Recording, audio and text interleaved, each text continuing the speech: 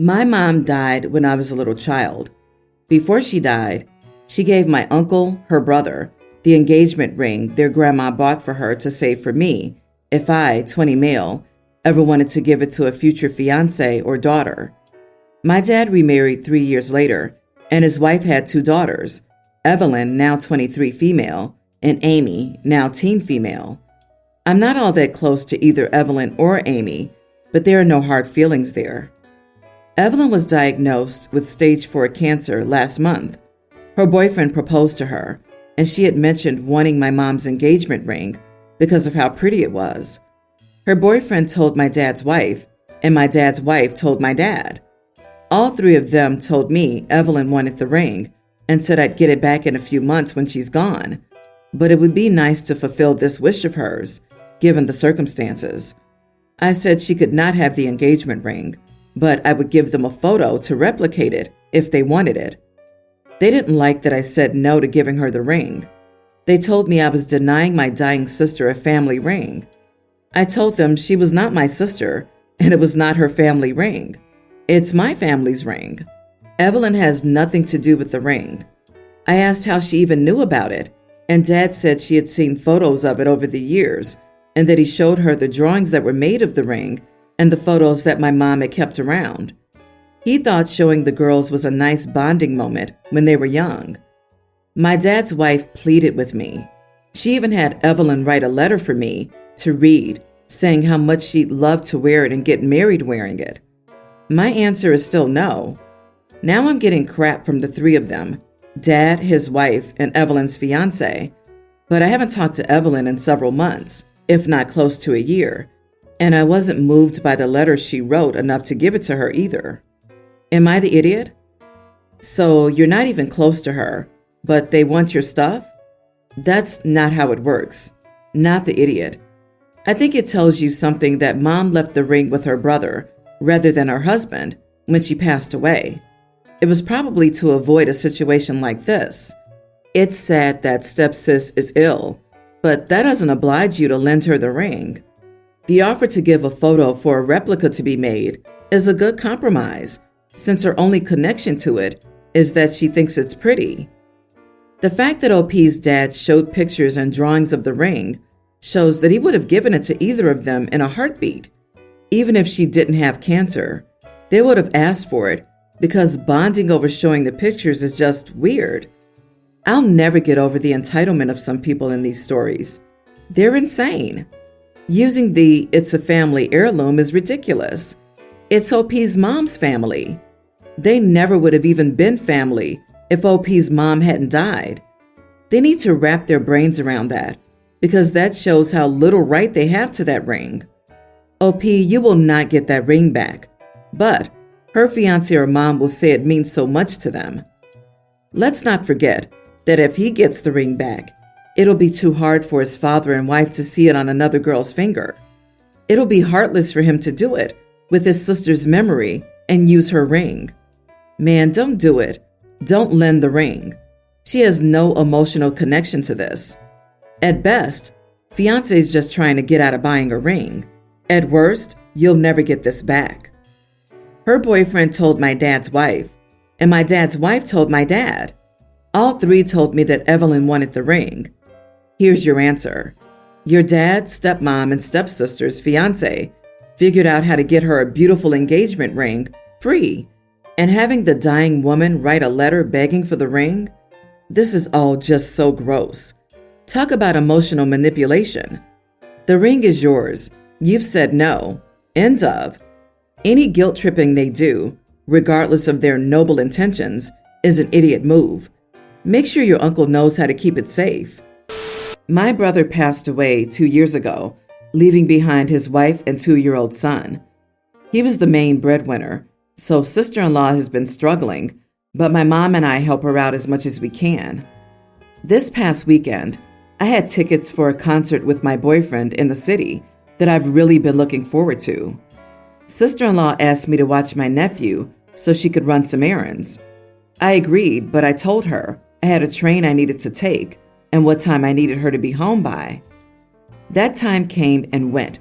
I called her multiple times with no answer. My train came and went. By the time she got home, it would make no sense for me to go. It'd be over by the time I got there. My boyfriend was waiting for me in the city and never went to the concert because he didn't want to go without me since I was so excited for it. Both tickets were wasted. When she got home, she apologized and said she just had so many errands to run that she lost track of time. She said she never gets a chance to get things done because she works 2 jobs and has a ton of things to get done. She once again said sorry and offered to cook me dinner. I declined and went home. The more I thought about it, the angrier I got. So the next day, I texted her, asking if she could reimburse me for the tickets. She replied that she simply didn't have the money and was struggling, and once again, she was very, very sorry. I asked my mom to say something to her, but she won't. She asked me to just drop it because sister-in-law is a widow and has it hard enough and is struggling enough. She said if the worst thing in my life is missing a concert, I'm lucky, and I have no idea how hard sister-in-law has it. My boyfriend thinks she should pay, and he's pretty mad about it because he paid for his own ticket, so we're both out of money. But also sister-in-law is struggling and trying to take care of my nephew alone. Not the idiot. Your sister deliberately abused your kindness by ignoring your calls and not returning on time.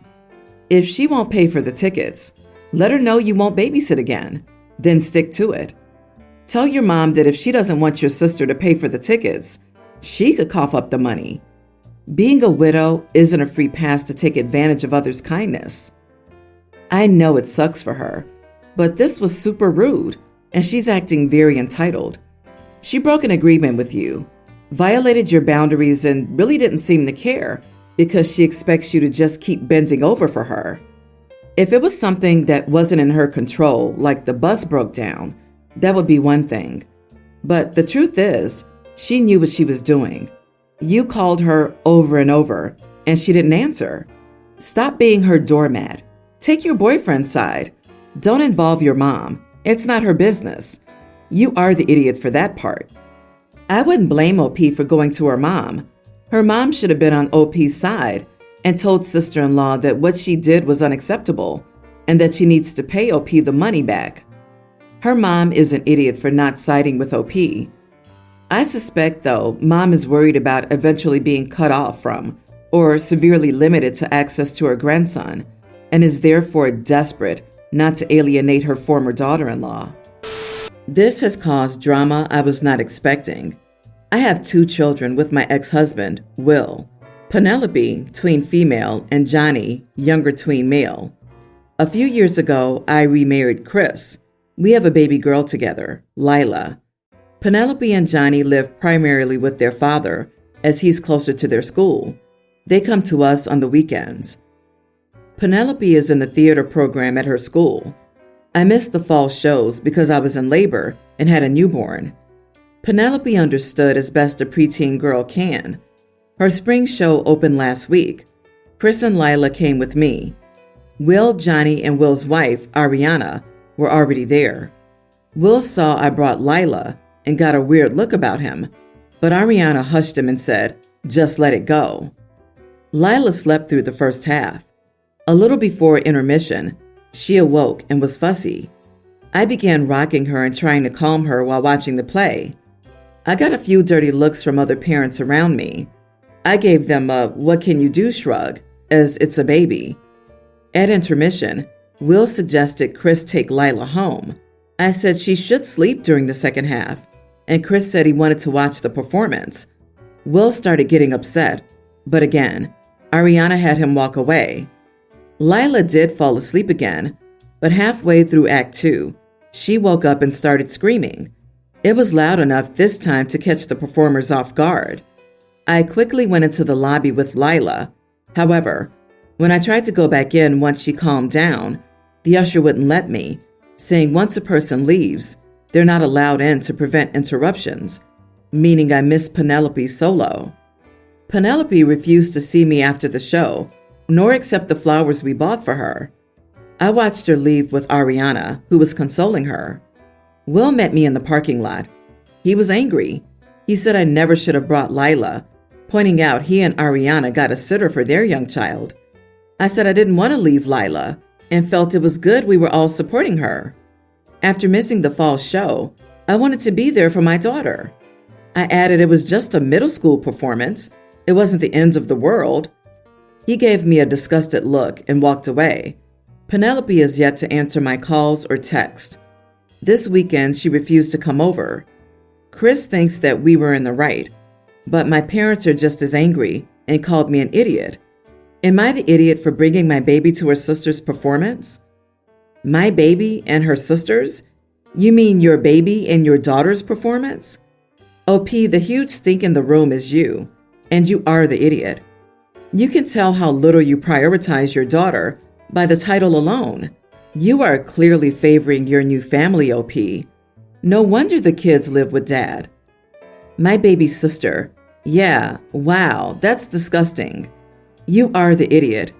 Penelope did not feel good or supported that your infant with your new husband was so loud she distracted the actors, and that you ultimately missed her solo to care for her. You should have gotten a sitter, or at the absolute least, taken her home when she started becoming distracted. It's also amazingly crappy to say it's not the end of the world that you ruined something so important to your daughter. You owe your daughter a massive apology for being selfish. Exactly. She's going to be hearing about this the rest of the school year. She's a tween and probably mortified that her mom brought a screaming infant to the play. You are the idiot, OP. Chris should have left during the break with her. You watching the play is way more important than him watching the play. You should have gotten a babysitter for a few hours to properly support your daughter. The fact that she's refusing calls and visits makes me think that there are more than a few missed plays due to labor and newborn. Screaming baby Lila didn't know what was going on and certainly wasn't supporting her sister. And if you insisted on bringing her, Chris should have held her and been prepared to step out if she got fussy so that you didn't miss any part of Penelope's performance. You sent a loud and clear message that your new family with Chris is more important than your older children. I, 35 male, recently returned from a trip with some old university friends, 3 men and 4 women, including myself. It was just a small thing, and we went up to the countryside and did some hiking like we did when we were younger. Before each hike, I let one of my friends, who we'll call Maddie, braid my hair to get it out of my way. This was because, 1, I'm hopeless at doing this kind of thing, and 2, we used it as a bit of time to chat and relax. I just want to stress that we had no intimacy or romanticism. It was literally her just plaiting my hair. When I got home, I showed my wife some of the pictures and told her about how it was a great time. In one of these pictures, you can quite clearly see my braid, to which my wife asked, "Where did you learn to do that?" I explained to her that Maddie was doing it for me before we started walking, thinking that this was normal and wouldn't sound off any alarms. Apparently, this isn't a normal, friendly activity, as my wife thought it was completely out of the ordinary. She asked me all kinds of questions about whether we shared a tent or whether anything more happened, to which I answered no to all. She even contacted some of the people there, quizzing them about Maddie and my relationship. Nothing like this had ever happened before, and her behavior was completely different from usual. She seemed incredibly distant over the past few days and hasn't properly spoken to me since I was called a POS for having my hair braided. So, am I the idiot? So I think that the hair is the straw that broke the camel's back, so to speak. It isn't the braiding as much as the intimacy. You don't see it as intimate, but it seems your wife feels like she missed out on some intimacy with you somehow. Why didn't your wife go on the trip? There are some missing pieces. Primates groom each other. Maddie isn't a hairstylist, I presume. I guess if Maddie was picking lice out of your fur, it would be a stronger indication of intimacy, but it is what it is. The wife doesn't like other women having their hands on her husband. It really doesn't matter what you or I think of this.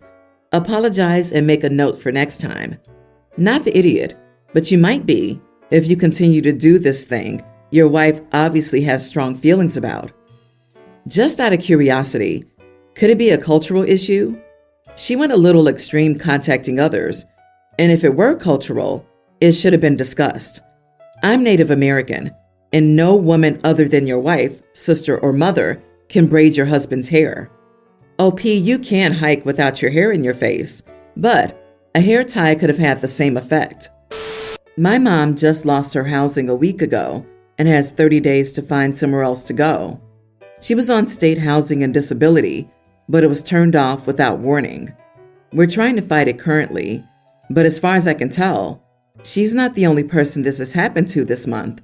Like, hundreds of elderly are going through this. She has lupus, so she has no job. She's 59.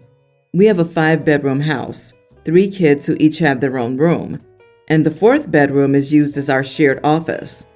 I suggested letting my mother move in here and let her stay in our office, which would have to be relocated to the attic. She immediately said, "Heck no, not happening." I remained calm, despite her hostility surrounding the issue bothering me. I tried coming up with every alternative imaginable, and she shot down every single idea. I found it a little weird because she and my mom get along well. I'm pretty sure my mom likes my wife more than she likes me. So I finally snapped and asked her what the problem was and why she was acting so miserable. She snaps back with, "Last I checked, you're fully aware that I refuse to be around your mother's dog. Her dog is not coming here. Her dog is not allowed here. She won't get rid of her dog. Therefore, she has no place here." I honestly hadn't even thought about the dog up until this point. My mom has a Rottweiler who's like 2 years old, and he's a big boy. My wife doesn't like the dog at all. She used to get chased by Rottweilers as a kid, but has never been bitten, so she won't even give the dog a chance. She admittedly doesn't like any dog outside of, like, retrievers, but I still feel like this is rather ignorant. I told her she was being incredibly selfish for being unwilling to help my mother over a dog, and she absolutely lost it. She said that her life is not going to revolve around taking care of my disabled mother and taking care of an untrained giant Rottweiler. She said she's also not chancing having this mutt around our kids while untrained, and she's absolutely repulsed that I'm not seeing how dangerous it could be. We do have small kids. She said I was an absolute idiot, and under no circumstances was she going to put my mother over the well-being of our kids, and if I could do that, I'd better see myself out. I think she's over the top, to be blunt. Am I the idiot? ETA. My wife is in therapy. Therapy doesn't take away fears. She said mom could move in if she doesn't have the dog. My mom refuses. It's my wife's house. She inherited it long before we were married. She works from home full-time and has the kids. I work part-time in the office and part-time at home. This poor wife, she's in therapy. Of course she would have to deal with all, like needing some support is a bad thing. You are the idiot, OP. She works from home full-time and has the kids. How much harder do you want her life to be? Her concerns are valid, and you know full well that if your mother moves in, dog or not, she's never leaving. She absolutely should not have to be miserable in her own home. If your mom is desperate for a place to live, she has no right to make demands of the people willing to help her out. If she won't even temporarily rehouse the dog, she needs to look at other options. And God, I'm wondering what you bring to the table. Not a thing by the sounds of it. Doesn't give a crap about the safety of their kids. Is mean as heck to his wife and acts entitled to his wife's house. I also get the vibe that the wife is expected to care for OP's mom for the rest of her life. What a catch. OP, it sounds like your wife has mostly kept your life afloat in many ways and is drawing the line here. I think you should consider if you'd like to be divorced, fund your own housing, parent full-time for part of the week without her to help you, and take care of your mom solo. Or if you'd like to look into another reasonable housing option for your mom.